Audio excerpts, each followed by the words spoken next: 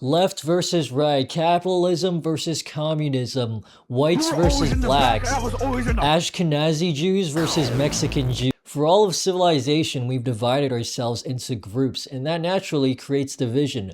But there's one conflict that's always sitting in its little cuck chair in the corner watching all of these groups fight each other, and that's the conflict against empire. Now, I'm not a communist or Star Wars fan, but there is credence that the main struggle of a society is between those who make the rules and those who have to live under it. I mean, it's been like that forever. Throughout history, we can't escape the consolidation of power. If we live in groups, there has to be a leader. If we live in cities, there has to be a government. Somebody has to make the rules. And maybe you do make the rules to help people at first, but if there's one thing that's certain, it's that power corrupts absolutely through time. It's like you create a Minecraft server with your friends one day and you say, oh, I have cheats just to make sure nothing goes wrong. Then one day your horse with a saddle and diamond armor wanders into the nether portal and falls into lava.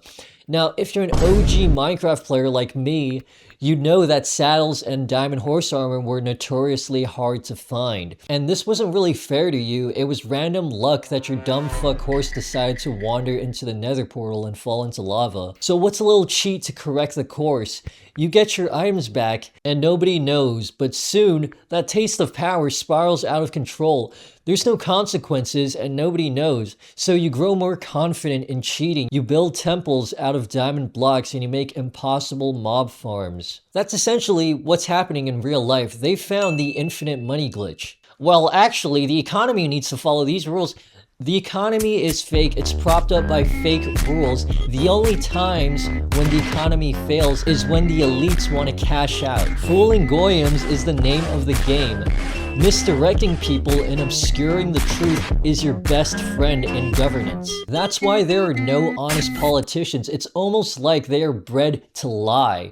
Or realistically and literally, the filter or the gauntlet to become a successful politician requires you to be able to lie. Now, obviously, they won't say that, but it's an unspoken rule. And in society, there are a lot of unspoken rules, especially if you want to climb to the top of the ladder. It's almost like the higher you go, the more secretive it is. And it applies to anything. The corporate ladder, religious ladders, and don't get it twisted, it was meant to be like that. The only way hierarchies work in today's society is if you have secrecy. To gain power, to gain material success, you have to be able to do what others won't.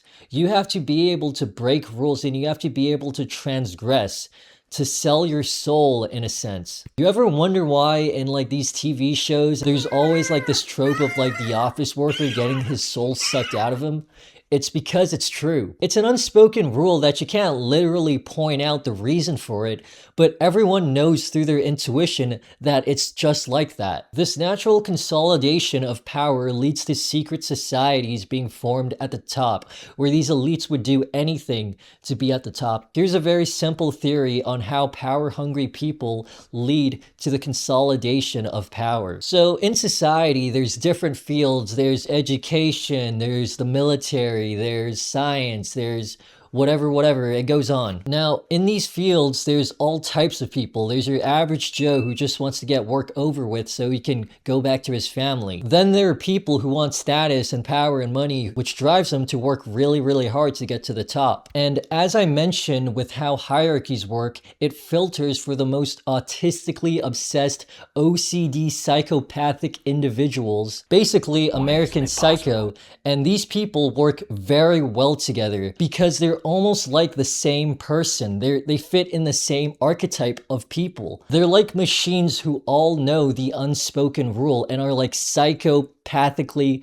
connected with each other. This leads to all of these psychopathic individuals to create a secret society that connects all of them from the different fields to bring order and control in a society. And these people, or the Nepo babies of these people, are likely the very people controlling our society for like the last 10 presidents. And what's the end goal for these elites?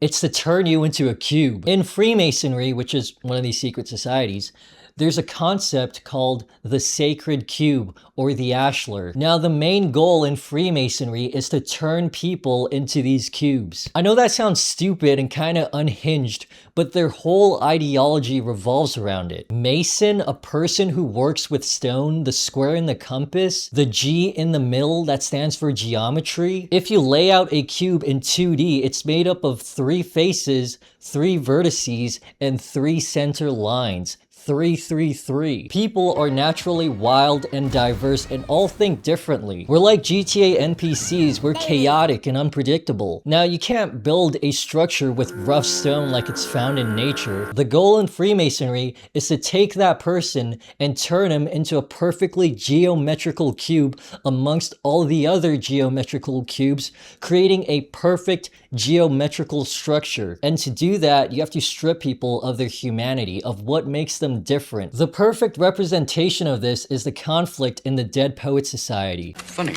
I never pegged you as a cynic. Not a cynic. A realist. Show me the heart unfettered by foolish dreams, and I'll show you a happy man. But only in their dreams can men be truly free. 'Twas always thus, and always thus will be. Tennyson? No, Keating. The elite school who wants to mold students into becoming obedient realists ready to become the next bankers and politicians, while Mr. Keating, who wants to create passionate and creative idealists who can think critically. I don't want a nation of thinkers, I want a nation of workers, said by John D. Rockefeller. The endpoint of trying to control your passions makes you a realist, and only in the freedom and pure chaos of your passions can you become an idealist. Now, this concept of the cube sounds pretty familiar, doesn't it?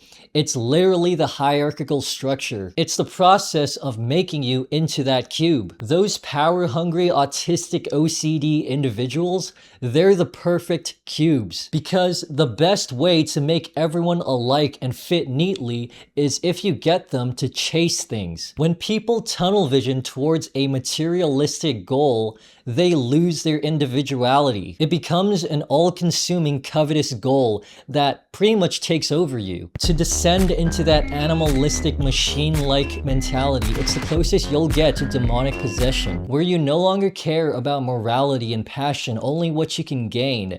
It's the degradation of the human spirit. What makes people different from animals? Animals are predictable, they're machine-like, they do everything for self-gain. They've got no creativity. It's just survival. It's almost like a scripted behavior. People do things that make no sense in terms of survival. We're capable of doing heroic things that offer no self-interest. Like it's just the right thing to do.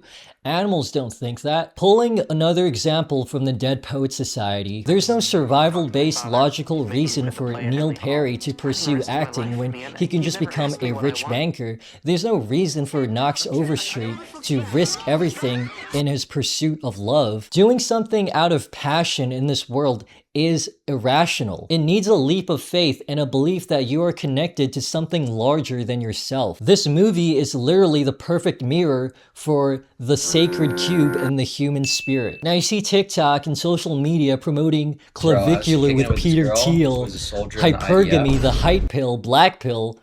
All of these things is to turn the next generation into realists, to have people's hopes and dreams crash down to earth because of insecurity. Looks maxing is an animalistic instinct. They're doing all of these things to help them secure a breeding partner.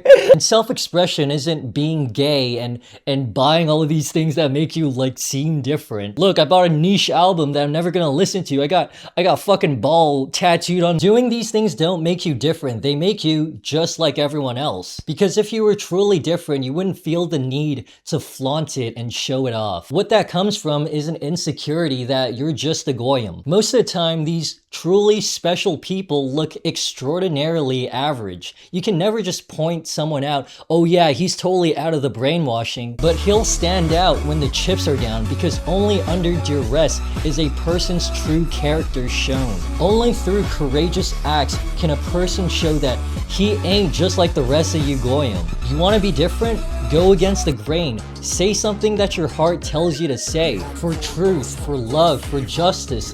Let these things compel you to do the right thing even when you're outnumbered. Especially to your in-group, to the people close to you, because that's where the true test is. Are you willing to sacrifice your relationships for the truth? When that socially awkward incel asked Stacy out in front of the whole school, when people do things that just boggle your mind and make yourself ask, why would he ever do that? Goyim see a dumb fuck. I see proof of our humanity. Courage is dead in Gen Z. We're so conscious of our appearance that we won't say anything that will make us look dumb. We're scared of holding the wrong opinions. You were meant to think that way, because courage is the antithesis of the cube mentality. They want you to care about vanity. Firstly, it makes you a good consumer. Second, it gives you ego without having to do anything. Third, it traps you into the confinements of the culture. You know, one thing I admire about boomer white people is that they're not afraid to look dumb. They say what's on their minds. Nobody does that anymore because